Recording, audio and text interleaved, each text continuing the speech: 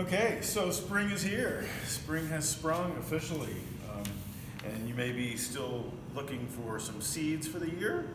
And locally, you can definitely find some seeds in some of the local nurseries.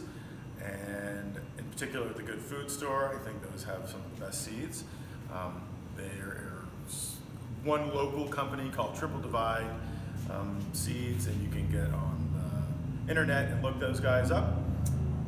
But you can also go to the Good Food Store, and I'm not sure where else they have racks around town, but I know for sure they do at the Good Food Store, and buy locally adapted, regionally adapted vegetable seed from producers here in western Montana. So those guys are really good. I highly recommend them for seed purchases. But also, what's fun about winter and spring is looking at your seed catalogs and checking out different types of seeds for new varieties, things that maybe didn't work so well, and so on. We've been here at Garden City Harvest, we've been pretty much using the same seed companies for years. We do get some from Triple Divide when they have the varieties and such that we like. But also, there are several seed companies from the Northeast, the upper Northeast, the Maine, Vermont area that have really appropriate varieties for us. Johnny's is a really popular one. You're going to pay a little bit more for their seeds. They produce this beautiful catalog, so it's great to have for pictures and such. Different catalogs will have different features. It's like having outdoor guidebooks. You need 3 bird books to get all the information that you need. It's the same way with vegetable seed books. Johnny's gives you great pictures, some okay information, gives you days and things like that. High Mowing Seeds is another small company. These guys are out of Vermont. Johnny's is out of Maine. They're kind of an in-between. They also have some nice pictures to give you an idea of what things look like, and they give you information. And every seed catalog is different as far as how they organize pricing around amounts and such, so you got to figure it out. Usually all over again from catalog to catalog. But these two are comparable. This one's a little more shiny, and these guys are a little more down home. What I like about both of these companies is that they are breeding their own varieties now. And not only are they breeding their own open pollinated varieties, which means seeds that you can collect from the plants themselves and reuse again, but they're also working on hybrids. And that's really important because most hybrid production comes from large corporations, some of which you wouldn't want to really be a patron of, things like Monsanto. I mean, again, it's up to your opinion, obviously, but in the organic world, we stay away from those kinds of things. And so what comes in handy for me in that regard is my favorite seed catalog, this super down home Fedco Seeds out of Maine.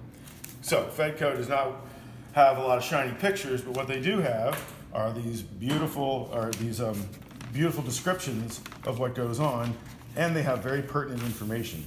One of the greatest things that I love about them, first of all, they organize things based on open pollinated and hybrids, and about our supplier codes is really important because this tells us where each type of seed is coming from and really allows you to make an informed decision. So a number 1 next to a seed means it's a small seed farmer. Number 2, family-owned companies or cooperatives, could be domestic or foreign. 3, domestic or foreign corporations, not part of a larger conglomerate. 4, multinationals, not to our knowledge known to be engaged in genetic engineering. And then the 2 that I really try to avoid, 5 and 6, multinationals who are engaged in genetic engineering, i.e. the Monsantos of the world. And number 6, Syngenta, which was a new category added several years ago to cover the manufacturing of neonicotinoids, which have been, associated with honeybee declines throughout the world. So these are it's a class of pesticides basically that's used, and it's pretty harmful to bee populations, and it's been shown over and over again, and they are outlawed in the European Union and other places around the world, but we still use them here in the United States. And Syngenta, of course, is like a big drug company as well. So anyhow, great information. It gives you the kind of information you want as far as being able to make an ethical decision. Sometimes we lose varieties, like this year, we will no longer have at River Road, unfortunately, my orange cauliflower, which I loved very, very much. I was buying it from Johnny's for years, did not know what type of company was producing it, and then this year Fedco started carrying it, and it showed up as a number 6, and so I am ditching it. So sorry to all the orange cauliflower lovers out there, I am one of them. This has happened over and over again throughout the years as seed companies get bought up, small companies get bought up by larger companies, in the kind of trend of big conglomerations occurring all over the food world, drug world, etc. It also applies to seeds. But one of the cool things in here, like I said earlier, is their descriptions. So just to read one here, Dragon's Lingerie Beans, one of my favorite. I save these seeds, I don't even buy them from these guys, but this is what first attracted me to them, was their description. And you'll notice they don't have pictures, but this is what I was saying. So you can get great information here, and then you can go to some of these other catalogs perhaps and find some of the same types of varieties and see what they look like. So it's always good to cross-reference. But we'll read this description real quick here. Tasty, attractive, 19th century heirloom hails from the Netherlands. Compact, stocky bushes bear abundant purple-violet flowers, followed by flat, 6-inch creamy yellow pods, mottled with purple tiger stripes. I mean, doesn't that sound sexy? Sunlight helps the colors become vivid, so plant farther apart in rows than normal, bean spacing, so interior sets develop good color. Crisp, stringless, and amazingly juicy when eaten fresh. Cook or market promptly after picking, turns rubbery and loose snap when stored. Not recommended for freezing, loses purple color in cooking. So there you have everything. You have cooking tips, you have storage tips, you have a description of how it tastes. It tells you what to do, what not to do. Don't hang on to them for too long. They're best eaten fresh. They're a great raw bean, but they don't hold up so well in freezing. They blanch, the color blanches out a little bit when you cook them. So that's all the information you need to know about something, to make a decision on whether or not you want to eat it. It gives you the taste, gives you the color, gives you the timing, it tells you how to store it, use it, etc. So information, Fedco, wonderful catalog. Love this one. We probably order 80% of our seeds out of the Fedco catalog. Let me see if I can find one more real quickly here, because there's one of our other seeds that we save and don't buy from here, but it again came around. The idea to get it came from reading the description here out of the catalog. So let's see if I can find what I'm looking for. So again, everything's categorized here. So I'm looking at peppers.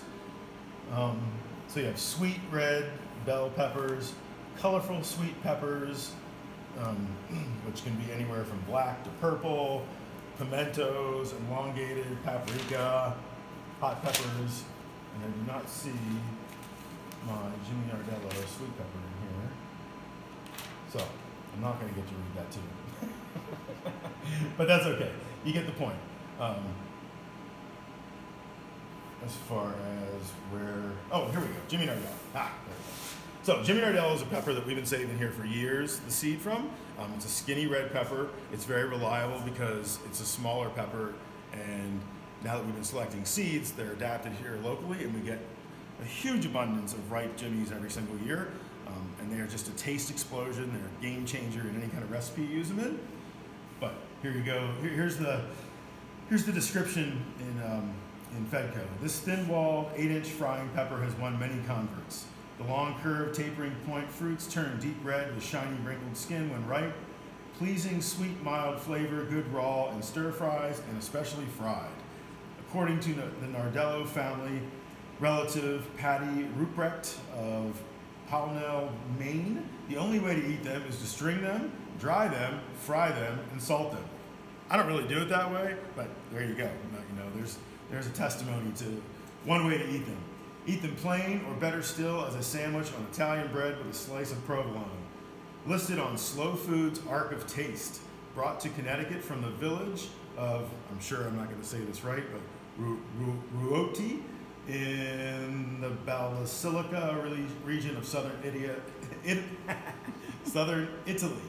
1887 by Jimmy Nardello's mother. So the pepper is named after this guy's mother that was brought here in the late 1800s, and now we have it. So Now it's the River Road Nardello. So, when you're thinking about seeds, one of the main things you want to think about is variety, variety, variety, because varieties around here are very important in our short season. That's partly why I choose these catalogs, because they come from plant breeders that are breeding plants in similar climate conditions, as well as that Triple Divide company. So you're going to find a lot of appropriate varieties, but when you're especially talking about things like tomatoes and such, it's very important to choose the right varieties. And these are some of the best catalogs I've seen. And we get most of our seeds either from ourselves that we grow or from Fedco, and then we kind of fill in the gaps with Johnny's, High Mowing, and Triple Divide.